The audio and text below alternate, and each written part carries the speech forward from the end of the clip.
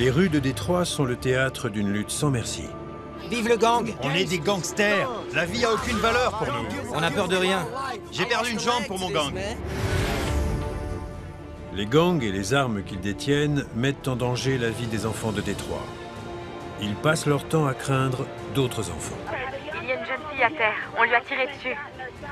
La balle est entrée ici et elle est ressortie par là. Police, main en l'air! Attendez! Une unité spéciale a été créée pour éradiquer cette guerre urbaine qui fait rage depuis des années. Quand ils voient ça, ça les calme. Grâce à des tactiques agressives et une connaissance de la rue sans précédent, ces policiers affrontent les gangs au péril de leur vie. C'est pas en jouant les gentils flics qu'on peut maîtriser ces gars-là. Main derrière le dos, déconne pas. Ces enfoirés reculent devant rien. Mort aux flics, voilà ce qu'on pense. Restez vigilants à tout moment, les gars. La porte de derrière! À terre! Main en l'air, dépêche. Il nous faut des résultats.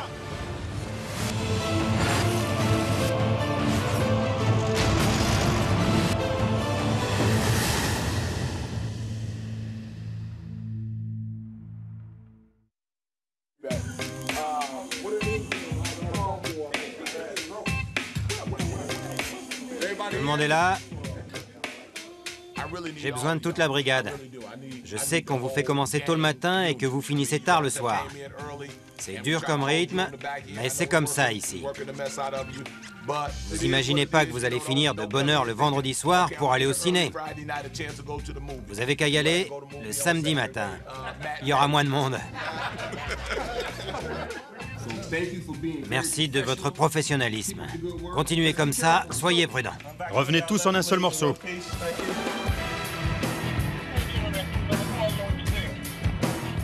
Le dernier rempart de Détroit contre la violence des gangs est la brigade anti-gang, plus connue sous le nom de Gang Squad.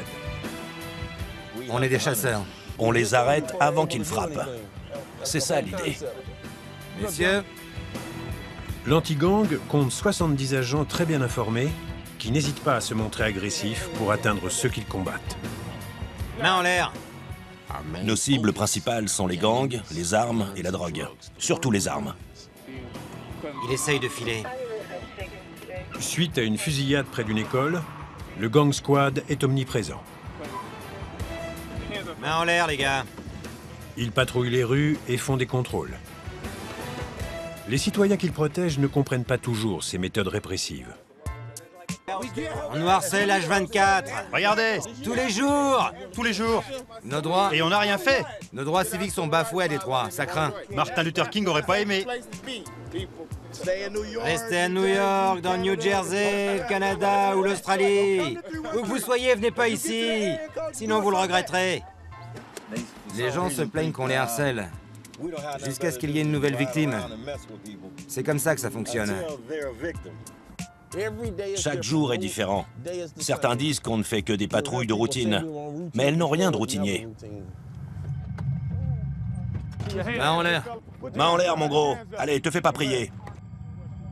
Sur Greenfield Road, dans le nord-ouest de la ville, les agents Shooter, Pelley et Hollywood arrêtent un véhicule près d'une station-service.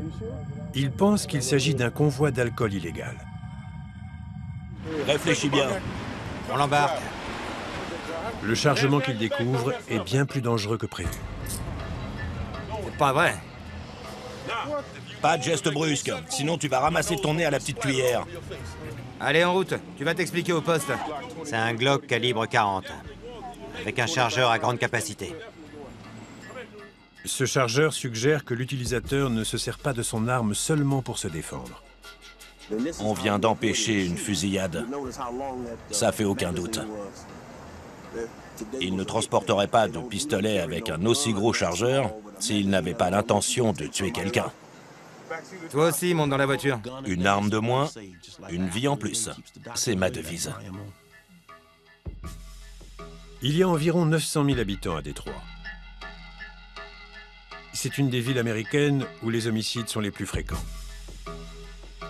De plus, Détroit a davantage été touché par la crise économique qu'aucune autre ville du pays. 30% de la population est au chômage. Les enfants de Détroit sont plus que jamais confrontés à la violence des gangs. Les armes à feu sont de plus en plus nombreuses dans les rues. Les événements tragiques sont inévitables. Le 30 juin 2009.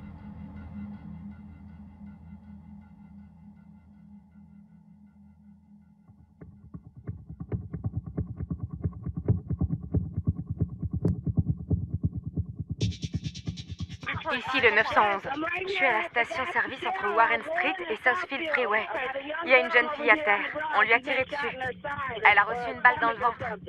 Bouge pas, ma chérie, bouge pas. Au début, j'ai pas compris que j'avais été touchée. Je me suis seulement sentie engourdie. Et puis, j'ai eu mal. C'était une douleur incroyablement forte. Elle est touchée au ventre et au bras. Ok. Est-ce qu'elle est la seule victime? Non, il y en a plusieurs. Tout un groupe de gosses. D'accord. Chérie, ne bouge surtout pas. D'accord. Tiara Dickerson, 17 ans, est l'une des 7 victimes de la fusillade qui a lieu près de l'arrêt de bus de son école. J'ai pensé à plein de choses. Je me disais que je voulais pas mourir, j'espérais que j'allais m'en sortir et que la police me sauverait. Scène de chaos en plein après-midi. Au moins 7 personnes ont été blessées, dont 5 élèves qui rentraient chez eux après un cours d'été. À un moment, la douleur était tellement forte que j'ai voulu mourir. Mais j'ai pensé à ma mère et à ma famille. J'ai décidé d'essayer de tenir le coup pour eux. Les victimes ont toutes été hospitalisées. 2 d'entre elles étaient dans un état critique. Le drame a fait les gros titres de la presse locale. Cette tragédie doit rester dans les mémoires. Il faut savoir que tous ces pauvres gosses ont été attaqués en plein jour. La nature impitoyable de l'attaque et le jeune âge des victimes indiquent que c'est là l'œuvre d'un gang. Les policiers du Gang Squad demandent au sergent Todd Eby de leur prêter main forte. Nous avons trouvé des preuves balistiques sur la scène de crime, des cartouches vides. Et nous disposons également de la vidéo prise par les caméras de surveillance. Les policiers recherchent un van de couleur verte. Ils visionnent la vidéo des caméras de sécurité placées au niveau de ce carrefour en ce moment même. Les autorités n'ont que très peu d'indices, mais le drame a été entièrement filmé par des caméras. Il était environ 14 heures. Il faisait beau. Ça, c'est le parking de la station-service. Les gosses revenaient de Cody Academy, tout près de là. On voit 2 individus surgir du côté gauche. Ils ont couru l'arme à la main. C'était des semi-automatiques, un 9 mm et un calibre 40. La foule s'est dispersée. La plupart des gens sont allés vers l'ouest. Et quelques-uns ont couru vers le sud. On ne voit pas toutes les victimes, mais on repère 2 personnes blessées par balle. Tout s'est passé en 10 secondes, mais environ 15 coups de feu ont été tirés durant ce laps de temps. Grâce à la vidéo et aux déclarations des témoins oculaires, le sergent Eby a la certitude que l'attaque est l'œuvre d'un gang. Il découvre que le mobile est la vengeance. Une des victimes appartenait à un gang rival. Les 6 autres personnes étaient des dommages collatéraux de cette vengeance. Le sergent Eby va travailler avec le Gang Squad pour identifier les tireurs et les traquer. Je vais à la station-service avec l'agent B. C'est un membre de l'anti-gang. On va tenter de reconstituer les faits. On se dirige vers la scène de crime. Cet homme est un agent infiltré. Sa passion pour la mode lui a valu le surnom de GQ. Afin de protéger son identité, son nom ne sera pas révélé. Donc, tout a commencé près de la crèche. Les employés ont vu les 2 tireurs sortir d'une voiture et ils ont su tout de suite qu'il se passait un truc pas net. Les tireurs ont enlevé leurs t-shirts et les ont placés sur leur tête. Ensuite, ils ont foncé vers l'arrêt de bus. Tu crois qu'ils ne visaient qu'une seule personne? Écoute, on est quasiment sûr que les 6 autres personnes se sont trouvées juste au mauvais endroit, au mauvais moment. Ce sont des malchanceux. Et le squad peut faire quoi? Ce que vous faites dans ce genre de situation? Augmenter l'effectif d'agents de renseignement proches des gangs. L'un des membres finira par cracher le morceau. J'en suis certain. À cette heure-là, il est impossible que personne n'ait rien vu. Les gens savent qui a fait le coup, c'est sûr. Vous devez faire ce que vous faites le mieux. Mettre la pression là où il faut pour les faire craquer. Est-ce qu'il y a du nouveau? GQ travaille dans la rue. Sa mission est de trouver des informations sur la fusillade en se mêlant à la population locale. T'as vu par où ils sont partis? Il doit sans cesse renouveler ses sources et rester discret sur sa profession. Parfois, il va jusqu'à infiltrer les gangs. Tous les jours, je parle aux citoyens de Détroit. J'essaye de réunir des infos et de combattre le crime. Peu d'agents sont capables de récolter des informations au sein même des gangs. Si les gens de la rue font confiance à GQ, c'est avant tout grâce à son expérience de cet environnement. Je suis né dans les quartiers ouest de Détroit. J'ai grandi ici. Je sais ce que c'est que d'avoir faim. Je sais ce que ça fait de ne plus avoir d'électricité ni de gaz chez soi. Je sais ce que c'est d'avoir des parents qui se droguent. Selon l'endroit où on se trouve, il faut s'habiller et parler d'une certaine façon. Si j'essaye de dénicher des infos dans les quartiers ouest de la ville, je m'habille comme les jeunes qui y vivent. L'apparence est très importante. C'est ce qui me permet de passer inaperçu partout. J'ai entre 50 et 60 sources par ici. Ma réputation n'est plus à faire. Pour GQ, ces sources sont essentielles. Cependant, dans des quartiers comme celui-là, parler à la police revient à signer son arrêt de mort. GQ doit trouver des personnes suffisamment vulnérables pour lui raconter ce qu'elles savent. Je vais dans le quartier sud-ouest pour interroger des membres de gang. Ces mecs ont été arrêtés dans cette circonscription pour différents délits. Je vais leur poser des questions en fonction des délits qu'ils ont commis. On va voir ce que ça donne. Le meilleur moyen d'avoir des renseignements sur un gang est de faire parler un gang rival. GQ interroge de jeunes garçons qui viennent d'être arrêtés. Il les suspecte d'appartenir à un gang. Comment ça va? Ça roule? Si GQ parvient à gagner leur confiance, cela pourrait faire avancer l'enquête. T'as quel âge? 18 ans. Ok. Dans la rue, mon surnom, c'est GQ. C'est quoi, toi? J'en ai pas. On m'appelle juste Rod. T'as appelé ta mère? Ok. Alors dis-moi, pourquoi ils t'ont arrêté? J'avais de l'herbe. Combien? 4-5. Ah, c'est tout? Ils t'ont embarqué pour ça. Rien que pour ça. Ça doit pouvoir s'arranger. GQ se montre compatissant pour gagner la confiance de l'adolescent et lui tirer les vers du nez. Maintenant, dis-moi, il y a combien de gars dans votre groupe? Je dirais 7 personnes. Tu crois qu'il y en a un qui serait prêt à prendre une balle pour toi? Big T. Big T. Mais il est en tôle. Pourquoi? Vol de voiture. D'accord. Qui d'autre? Mon pote Buck. Buck. Ouais. Bon. Je te ramène.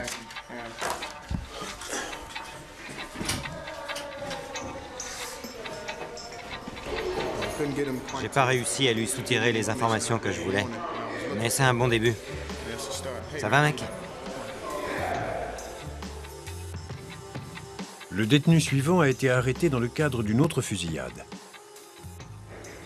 Je crois que t'as une fille ou un... Un fils. Un fils. Junior. Junior. Je pense à mon fils. Je sais bien. Notre groupe, c'est pas un gang. C'est pas notre style, mec. C'est quoi, alors? Une famille. Il a été coffré pour un délit majeur et il ment. Il ment comme un arracheur de dents. Ce que je veux dire, c'est que les potes, c'est plus important que la famille. Parce que nos familles, elles nous ont rejetés. Elles nous aiment plus. Le monde devient dingue. Il n'y a plus de boulot. Les gens ont besoin de bosser. Tout le monde crève la dalle par ici. Ma famille me manque. Je suis ici depuis 2 jours. Ma fille me manque. Je veux rentrer. Ces gosses me baratinent. Je devrais pas être ici. Je suis pas un gangster, je le jure. Ils tuent des gens et vendent de la drogue dans les rues. Mais dès qu'ils arrivent au poste, ils chialent comme des mômes toute la journée. On a l'habitude qu'on nous raconte des mensonges. Ce sont les jeunes qui sont au cœur de la violence des gangs. Les gamins de Détroit rejoignent un gang avant même d'atteindre l'adolescence. Dans cette ville, les gangs sont plus petits et moins structurés que dans le reste du pays.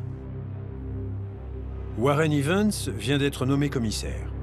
Il doit faire face à une culture criminelle qui ne ressemble en rien à celle des gangs bien organisés de la côte ouest. C'est presque des gangs de quartier. Ils se battent souvent. Ils n'ont pas la trempe des gangs de Los Angeles ou de Chicago.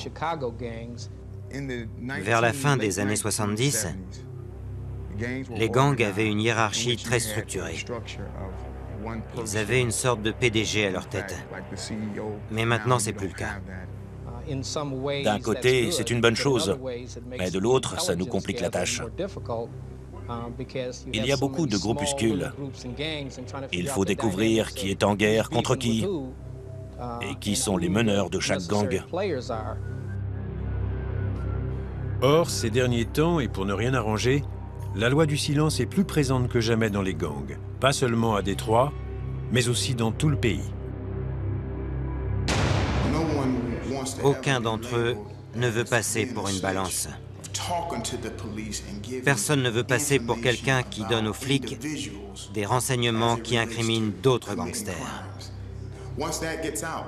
Parce que dès que la rumeur de la fuite se répand, le type est fichu. Ils n'hésiteront pas à le tuer. La fusillade de l'arrêt de bus a eu lieu en plein jour, devant de multiples témoins. De ce fait, l'affaire aurait pu être résolue rapidement.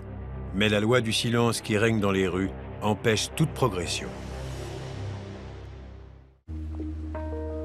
L'affaire la plus choquante de ces dernières années à Détroit, un règlement de compte entre gangs qui a fait 7 victimes, est encore loin d'être résolue. L'anti-gang compte sur sa nouvelle recrue. Nom de code, Sandman. Sandman est agressif, tenace et très malin. Ses connexions dans la rue font de lui un atout précieux. Il vient des quartiers est de la ville. Les gangsters implantés là-bas ne sont pas de simples voisins.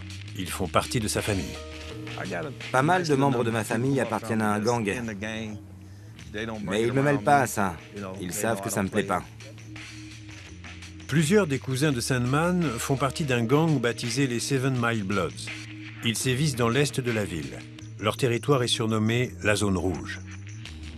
Quand on a affaire à un gang un peu hors norme, c'est un peu plus dangereux, parce qu'ils essaient de se faire un nom dans la rue. Ils pensent qu'en faisant certaines choses, ils seront reconnus par les autres gangs. Conserver des contacts réguliers avec des gangsters est très important pour Sandman. Ces relations pourraient lui valoir des renseignements sur la fusillade. Salut. Ouais. Ok, vous barrez pas. Dis-leur de pas bouger de là. Je te rappelle dès que j'arrive dans le quartier. Dans à peu près 5 minutes, d'accord? Ok. C'est eux sur la gauche.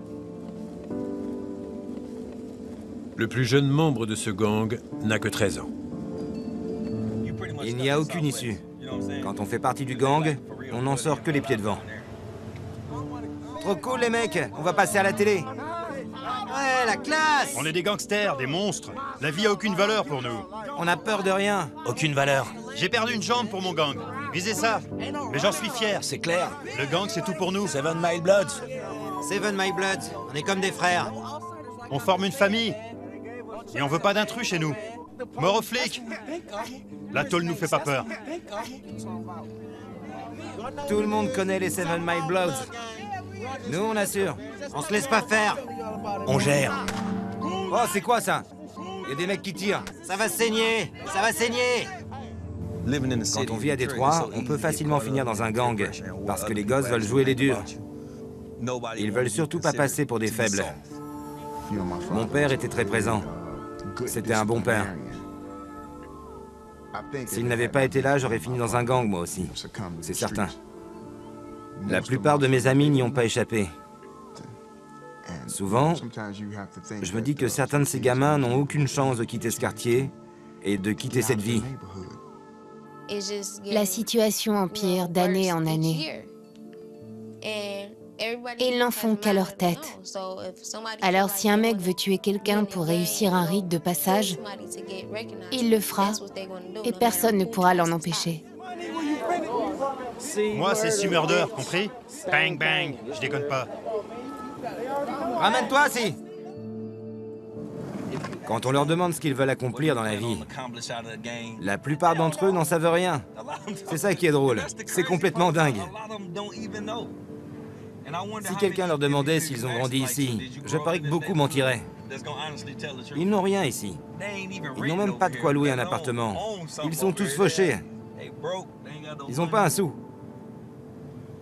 Si je devais faire partie d'un gang, ce serait dans un but précis, pour devenir riche, pour devenir millionnaire.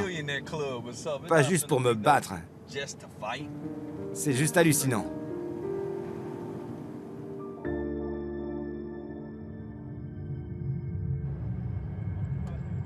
Les efforts de GQ et Sandman commencent à donner des résultats. Ils ont une piste. Il semblerait que les responsables de la fusillade de l'arrêt de bus soient des membres du Joy Road Hit Squad, un des gangs les plus anciens et les plus violents de Détroit.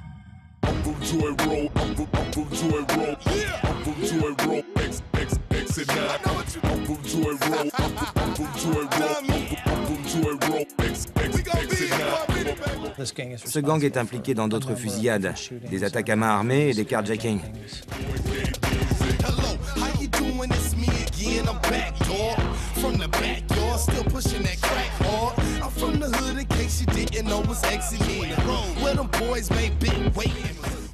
Ils font aussi du trafic de drogue. On le sait. C'est un groupe extrêmement violent.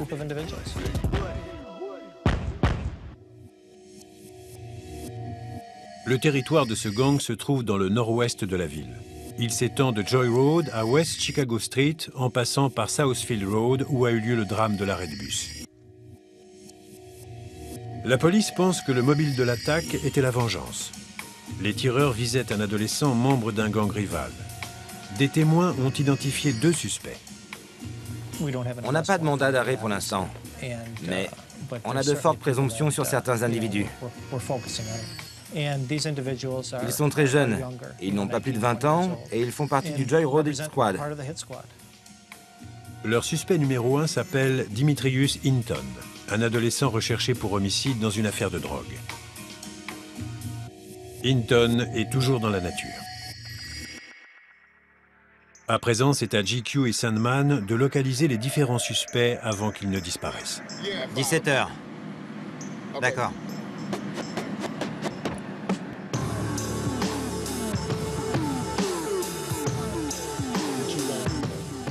GQ s'entretient avec une source proche du Joy Road Hit Squad, près d'un entrepôt désaffecté pour lui garantir une discrétion absolue. La question principale de GQ est simple, où est Dimitrius Hinton? Pour nous, cet enfoiré est l'ennemi public numéro 1 de Détroit. On va ratisser la ville au peigne fin jusqu'à ce qu'on le coince. On s'arrêtera pas avant. À ton avis, il est où? Où est-ce que ce môme de 15 ans a pu aller? Il est sûrement chez un membre de sa famille. La source fournit à GQ des informations sur le gang. Il lui donne également des pistes pour l'aider à localiser le suspect principal. Après plusieurs discussions de ce genre, l'anti-gang retrouve la trace de Dimitrius Hinton. On vient d'apprendre que Dimitrius Hinton a filé dans le Minnesota il y a 4 jours. Ils vendent la drogue là-bas. Ma source ne sait pas où exactement. Apparemment, Dimitrius dealait pour ma source avant. D'autres unités ont eu l'info? Non. Je l'ai eu il y a à peine une demi-heure. Dimitrius, c'est qu'on te cherche? Ou pas? Non, je crois pas. Il va revenir. J'ai identifié ses acolytes. Voilà son bras droit, DeMarco Lewis. Il n'est pas impliqué ici? Non, mais il fait partie du gang. D'accord. Je vois. Il faut qu'on récolte un maximum d'infos sur tous ces gars.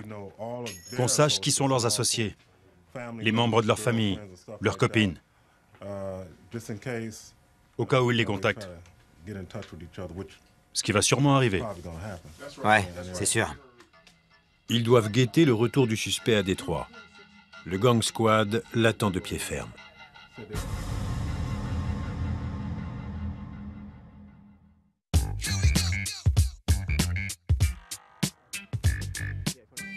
Il est 7 heures. Avant de commencer à patrouiller, le gang squad honore une de ses vieilles traditions. Ah, ces donuts sont appétissants. Je me permets. Shooter, t'as pas le droit. Ah, Justin, Ok. faut bien que je prenne des forces pour lutter contre le crime. Ah, ils sont bons. Délicieux, le top.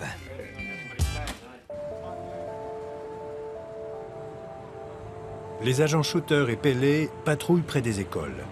Leur but est de combattre les gangs à la source.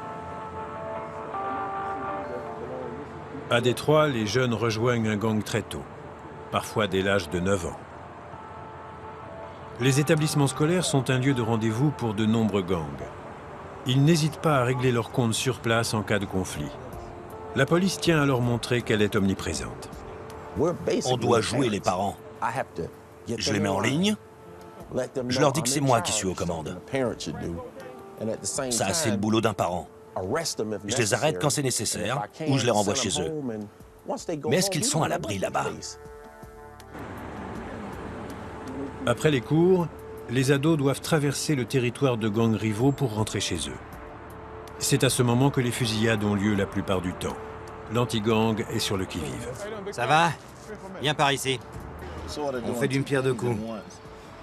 On essaie de faire en sorte que les gosses rentrent chez eux sans problème.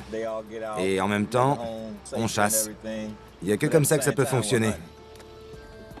Approche. Sors les mains de tes poches. T'as tes papiers? C'était quoi tes 2 derniers cours? Des cours de langue? Vu comment tu parles la nôtre, il y a du boulot. C'est moi le chef. Tire-toi. Ils aiment faire ce travail parce qu'ils sont attachés à ces gamins. Leur but, c'est d'assurer leur sécurité. Est-ce qu'ils arrêtent beaucoup de jeunes pour port d'armes? Sans aucun doute. Est-ce qu'ils font ça pour que ces gosses aient un casier? Sûrement pas. Ils veulent sécuriser leur environnement. Pour être franc, ils écoutent ces jeunes autant qu'ils les disciplinent. Tu dis que t'en as marre de prendre des amendes, mais t'as pas le permis. Je sais.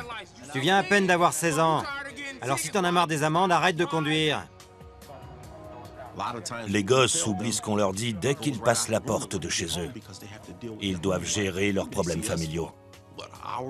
On les voit 1 heure ou 2 par jour. Mais après ça, ils vivent selon les principes qu'on leur dicte chez eux. Le gang squad fait son maximum pour réduire le nombre d'armes en circulation.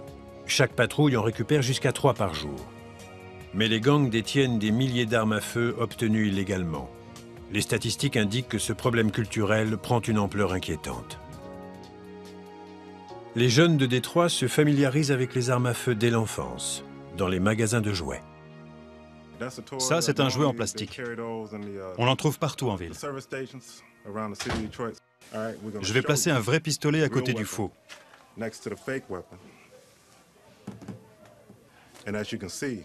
Comme vous le voyez, ils sont quasiment identiques. Des gosses d'une dizaine d'années jouent avec, sans aucune arrière-pensée. Il arrive qu'ils les apportent à l'école dans leur sac, sans le faire exprès. Ça pose des problèmes dans les écoles. Et ça nous complique la tâche. Il faut qu'on détermine en une poignée de secondes si on est en face d'une arme ou d'un jouet. Une erreur peut coûter la vie à un gosse.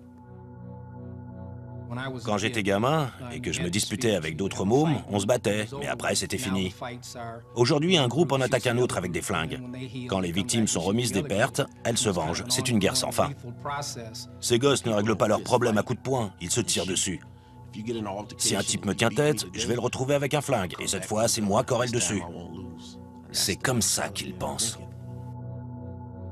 Les gangs n'ont pas recours à la violence uniquement dans le cadre des guerres de territoire. Leur principale source de revenus est la vente de drogue. Le meilleur moyen de retrouver les membres d'un gang est de localiser leur point de vente.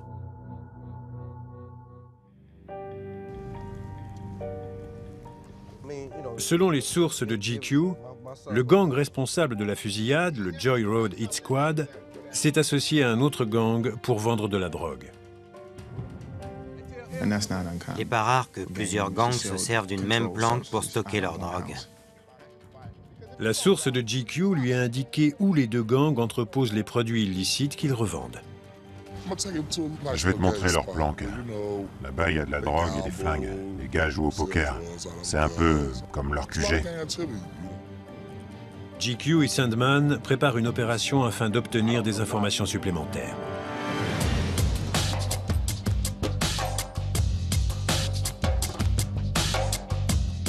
Ils roulent en direction du territoire d'un gang connu sous le nom de BCB. GQ est en première ligne. Nous le suivons en compagnie de Sandman dans un véhicule banalisé. On approche du territoire des BCB. L'acronyme de Burgess, Chappell et Bentler. C'est un petit gang. Vous entendez ça? Ce moteur est dans un sale état. Je suis plutôt du genre agressif comme flic. Je comprends qu'il faut garder une certaine éthique pour maintenir l'ordre. Mais c'est pas en jouant les gentils flics qu'on maîtrise ces mecs-là. Ces enfoirés reculent devant rien. Ils comprennent que la manière forte. Quand on essaie de maîtriser un type, il nous tape dessus. À un moment, on peut plus se contenter d'encaisser. Et on riposte. C'est juste de l'instinct de survie. Beaucoup de citoyens ne sont pas d'accord avec ça. Ils s'en plaignent. Mais ils ne feraient jamais notre boulot. Même s'ils gagnaient le double de ce qu'on nous donne.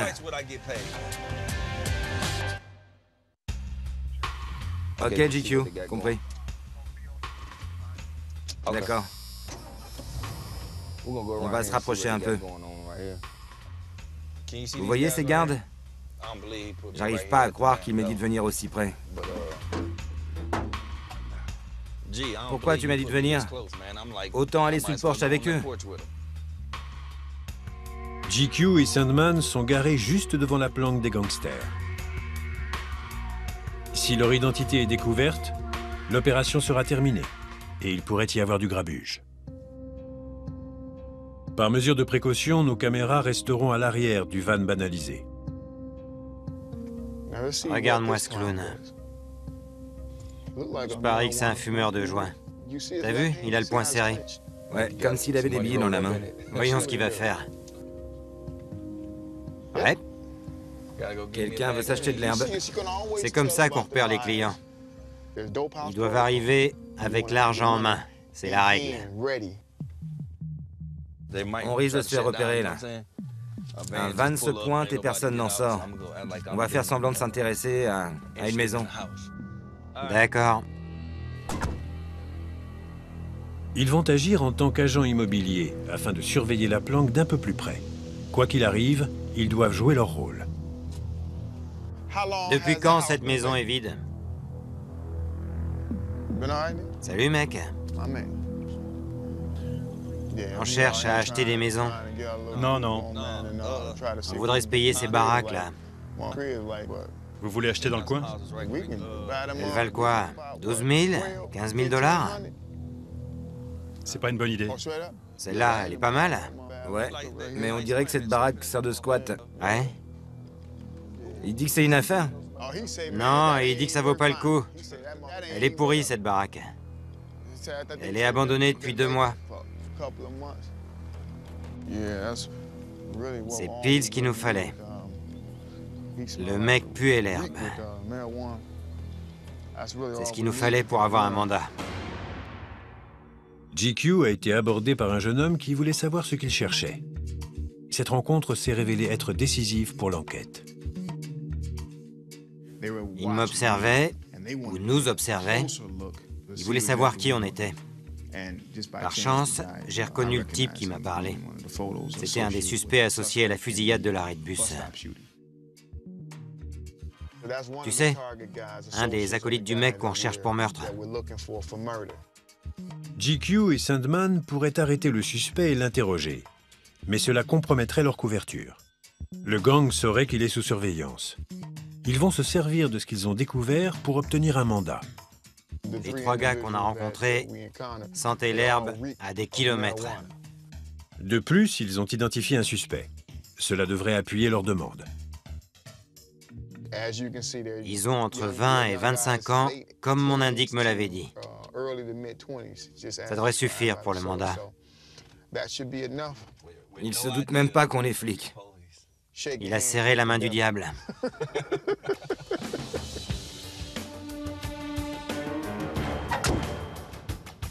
Les présomptions sont suffisantes. On va faire une perquisition, mais pas avant 48 heures. Je voudrais obtenir un mandat de perquisition. J'aime pas attendre. En 48 heures, trop de choses peuvent se passer. Il est fort possible que la drogue disparaisse entre-temps. Quand j'ai une info, j'aime aller droit au but.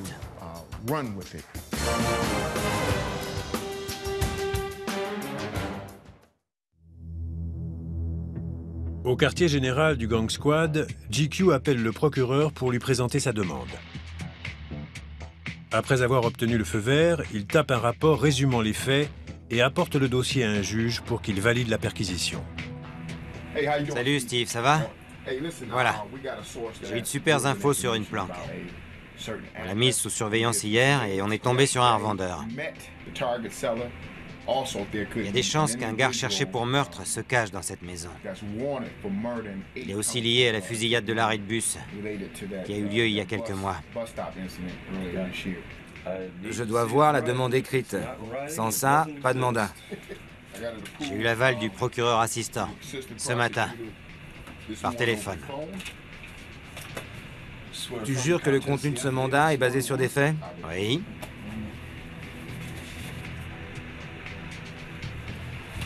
Voilà. Et soyez prudents, les gars. Merci beaucoup, Steve.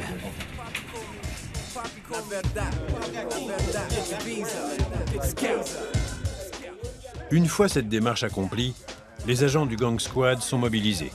Ils préparent une descente sur la planque du gang BCB.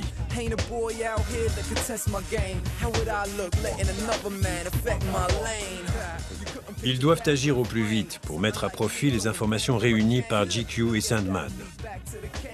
Ils vont faire face à un nombre de gangsters armés indéterminés. De l'action. Enfin. Il nous faudrait une brigade canine, non? Les chiens trouvent que dalle. Voici notre homme de tête. Bam. Salut. Il m'envoie les suspects, je leur passe les menottes et je les confie aux autres. Ça, c'est pour ouvrir la voie. Quand ils voient ça, ça les calme. Et voici le chef de l'opération. Nom de code, Search. On a dit qu'on ferait plus ça. Tu y as cru? Je me fais toujours avoir. C'est parti pour le briefing. J'ai pas mal de signalements. La vache. Trop fort! Kingpin a pété la table. Te gêne pas, surtout. T'as cassé la table en deux. Elle était fragile. T'as craqué ton fut aussi. Elle était fragile, je vous dis. Pas mal, Kingpin. Tu l'as pété comme un vulgaire coquille. Elle était déjà cassée, c'est pas ma faute. Bon sang! C'est bon, arrêtez avec ça. Prêt? Bon, on a le mandat de perquisition. C'est une maison en bois verte, de plein pied. Notre cible est un homme noir, entre 19 et 23 ans. Il porte un survêtement noir. On pense qu'il s'agit de DeMarco Lewis. Qui prend le fusil? Moi, Qui fait équipe avec lui? shooter. Rêve, tu gères. Les prisonniers, comme d'hab. D'accord. C'est une planque du gang BCB. Bentler, Chappell et Burgess. Ils terrorisent le quartier, ils cambriolent les habitants. Ces gars-là vont être armés jusqu'aux dents. S'ils ouvrent le feu, on se met à couvert. Je désignerai quelqu'un qui avancera. Si on entend des coups de feu, on attend. Si vous avez un doute, ne tirez pas. Ouvrez l'œil et restez vigilant à tout moment. Vous devez être dans le bain dès le début. En ce qui me concerne, tout est prêt. Je vous demande qu'une chose. Revenez tous en un seul morceau. D'accord?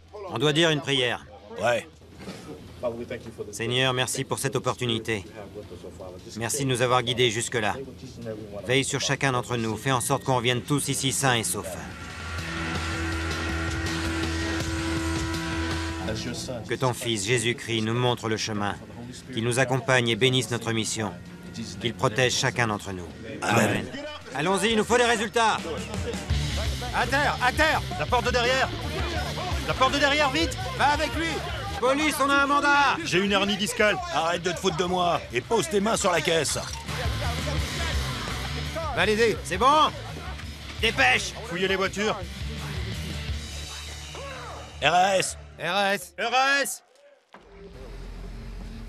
L'anti-gang lance l'assaut avec une précision militaire et arrête tous les suspects présents. C'est tout ce qu'il avait. Enfoiré. Doucement. Je le tiens. Mais tant que le périmètre n'est pas totalement sécurisé, les agents doivent rester en alerte.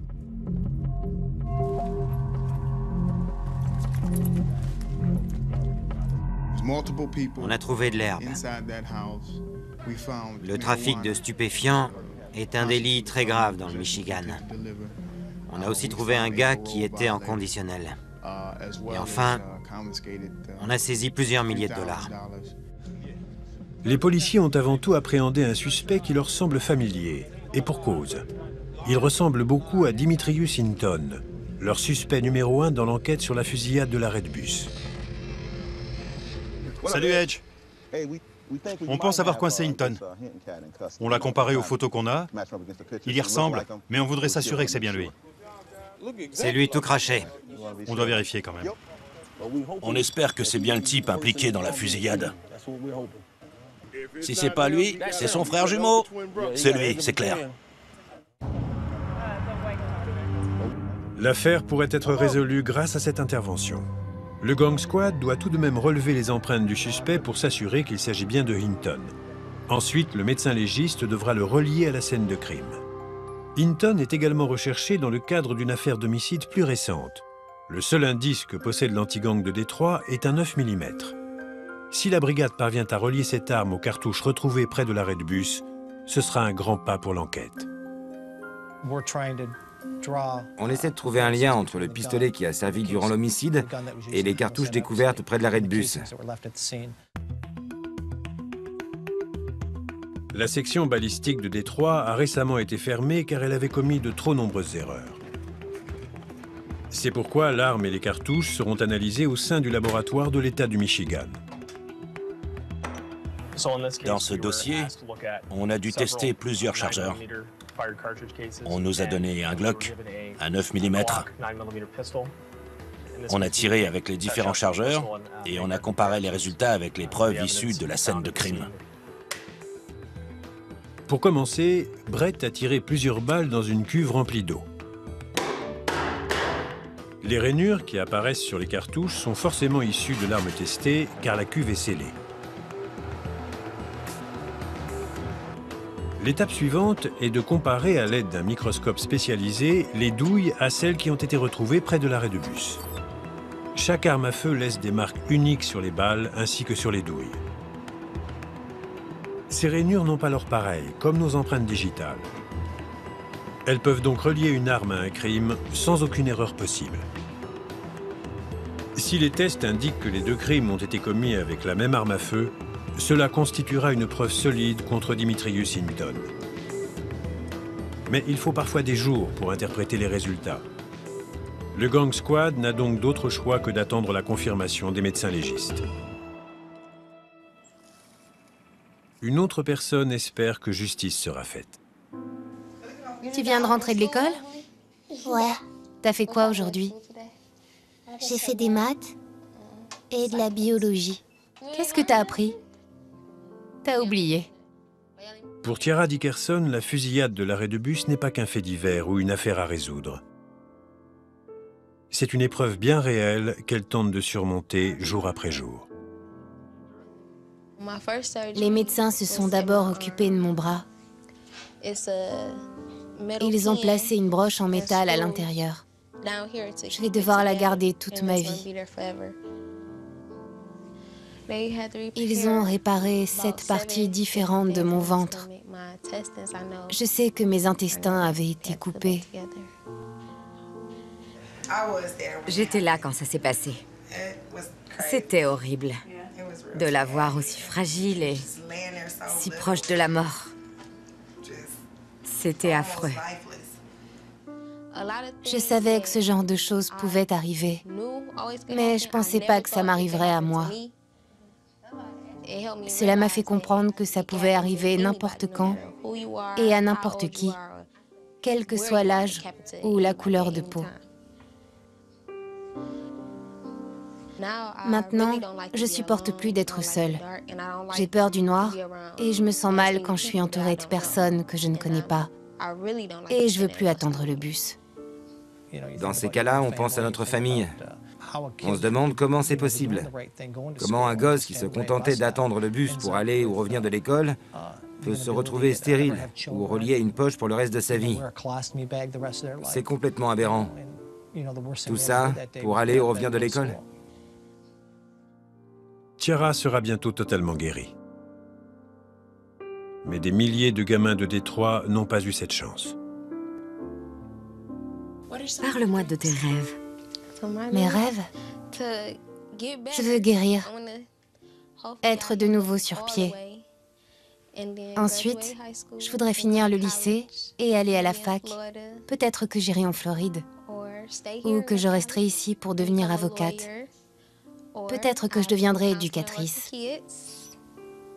On a prié de toutes nos forces. Et ça a marché. Je suis contente qu'elle aille bien.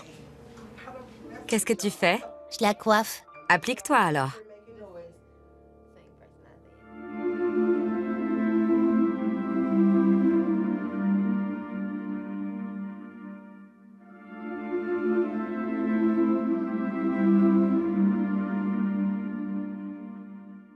Plus de 1000 fusillades ont lieu à Détroit chaque année. Malgré la charge de travail que cela représente, les membres du Gang Squad s'investissent dans chaque affaire. Les échecs les affectent beaucoup. Les résultats des tests sont sans appel. Ce n'est pas le Glock 9 mm qui a été utilisé durant la fusillade de l'arrêt de bus. Et ce n'est pas tout. Les empreintes de l'adolescent arrêté pendant la rafle ne correspondent pas à celles de Dimitrius Hinton. Ce ne sont pas ces empreintes. On s'est planté. Il faut tourner la page, mais on va continuer les recherches. On va faire preuve de ténacité, d'agressivité, et on le retrouvera, c'est sûr. Ça ne nous décourage pas, au contraire, ça nous motive. Quand un dossier se corse, ça pousse à nous dépasser. Au lieu de rentrer chez nous à 19 h, on se dit qu'on peut rester 1 heure de plus. C'est utile.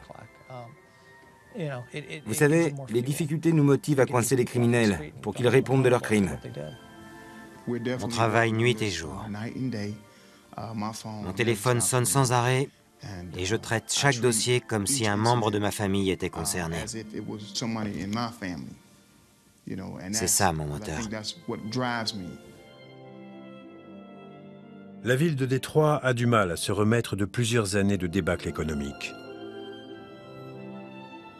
Ces jeunes ont de plus en plus recours à la violence pour s'affirmer. L'avenir de Détroit demeure incertain. Je ne sais pas si je fais une différence dans les rues. On ne peut pas contrôler le flot d'armes à feu qui circulent. En tout cas, je fais de mon mieux quand je suis en service. Je pense que je suis promis un bel avenir dans la police.